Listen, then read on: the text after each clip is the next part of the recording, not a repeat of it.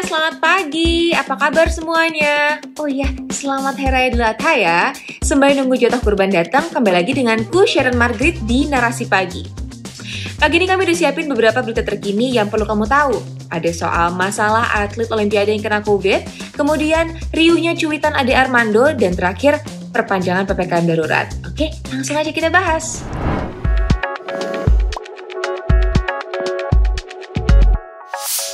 Olimpiade 2021 tinggal menghitung hari, tapi kayaknya lebih banyak deg-degan deh daripada excited. Bayangin aja, menjelang tanggal pembukaan 23 Juli nanti, udah ada 3 atlet yang tinggal di Olympic Village yang positif COVID-19. 2 atlet yang pertama ketahuan terpapar corona adalah Tabio Monyane dan Kamoele Mahlatsi, atlet sepak bola Timnas Afrika Selatan. Per Senin 19 Juli, nambah lagi nih, atlet voli pantai asal Republik Cek, Ondrej Perušić juga dinyatakan positif COVID-19.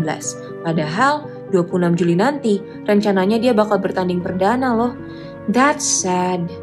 So far, setidaknya udah ditemuin 55 kasus positif yang berafiliasi sama Olimpiade Tokyo ini sejak 1 Juli lalu. Rencananya, Olimpiade Tokyo 2020 bakal mendatangkan sekitar 11.000 atlet. Ajang Olimpiade yang udah ketunda dari 2020 ini emang sejak awal udah banyak mendapat penolakan dari masyarakat Jepang. Padahal, hajatan ini nggak bisa ditonton secara langsung. Sempat loh, ada petisi yang mendesak pembatalan Olimpiade ini, dan sudah ditandatangani lebih dari 450.000 orang. Waktu Mei kemarin, ada survei dari Yomiuri Shimbun, yang hasilnya sebanyak 59% masyarakat Jepang nggak setuju Olimpiade digelar. Hasil survei dari TBS News juga senada, 65% responden pingin Olimpiade nggak dilaksanakan atau ditunda lagi.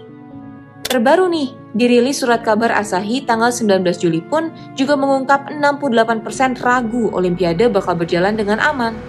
Padahal, Asahi ini media partner resmi Olympics loh, dia juga yang akhir Mei kemarin mendesak Olimpiade Tokyo agar batal. Meski udah dekat hari H, unjuk rasa juga masih ada. Kayak pas minggu kemarin, 200 orang masih demo menyuarakan No Olympics. Pejabat Toyota juga nggak bakal hadir di opening ceremony-nya. Waduh, Toyota yang Jepang banget aja sampai gitu loh.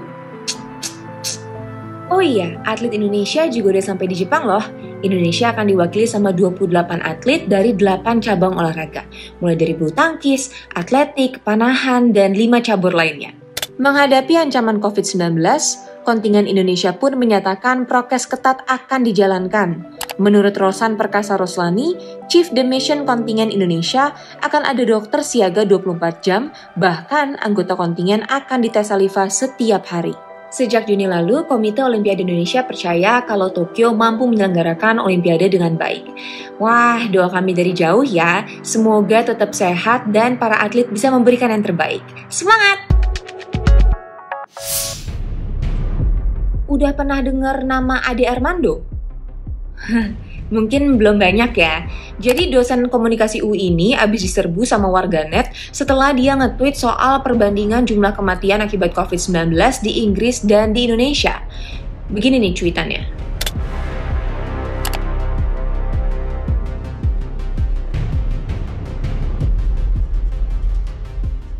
Rame banget responsnya. Ada yang membela, tak sedikit yang mengkritik, banyak juga yang mengecam. Menurut epidemiolog Griffith University Diki Budiman, Inggris tuh nggak bisa loh dijadiin referensi soal penanganan dan keberhasilan pengendalian pandemi. Bahkan, Diki Budiman juga menyoroti soal kualitas sistem pelaporan COVID-19 di Indonesia. Di sisi lain ada juga nih yang nunjukin persoalan pendataan di Indonesia yang nggak sinkron. Banyak kasus positif maupun kematian yang nggak terlaporkan. Nih contohnya, data pemerintah pusat dan data kawal COVID hasil monitoring website pemerintah daerah. Soal total kematian per 18 Juli 2021 berbeda. Data pusat menunjukkan 73.582 orang meninggal dunia. Sedangkan data daerah mengungkap ada 92.911 orang yang wafat akibat COVID-19.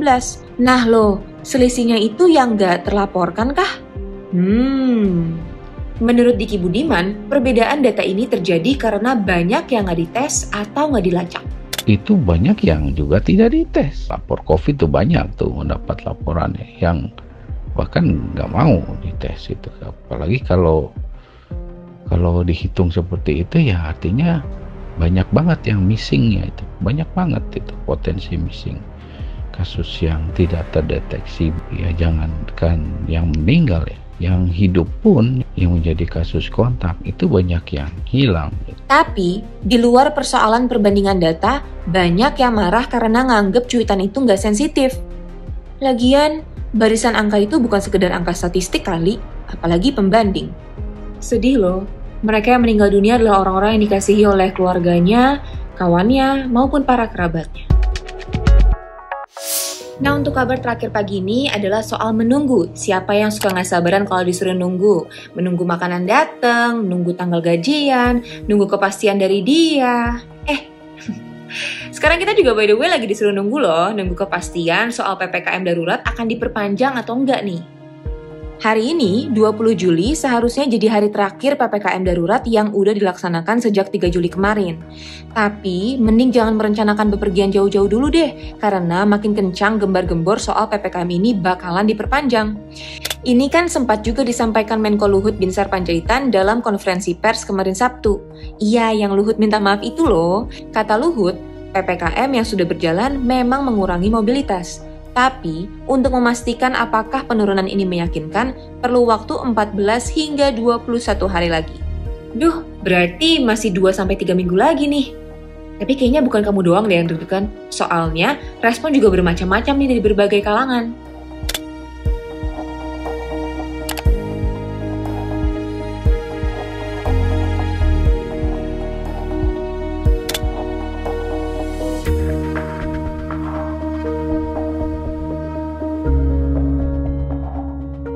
PPKM darurat ini aja kemarin banyak yang nolak. Kalau yang diperpanjang, penolakan bakal datang dari mana lagi ya?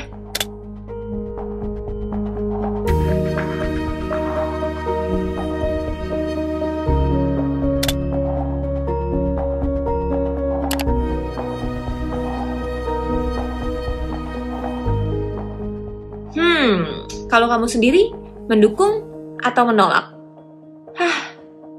Apapun keputusannya, please segera ya Pak Jokowi. Kan hari ini udah deadline. Itu tadi kabar-kabar untuk sarapan informasi kamu. Jangan lupa ikuti himbauan pemerintah hari ini untuk menghindari kerumunan saat pembagian daging kurban. Oke?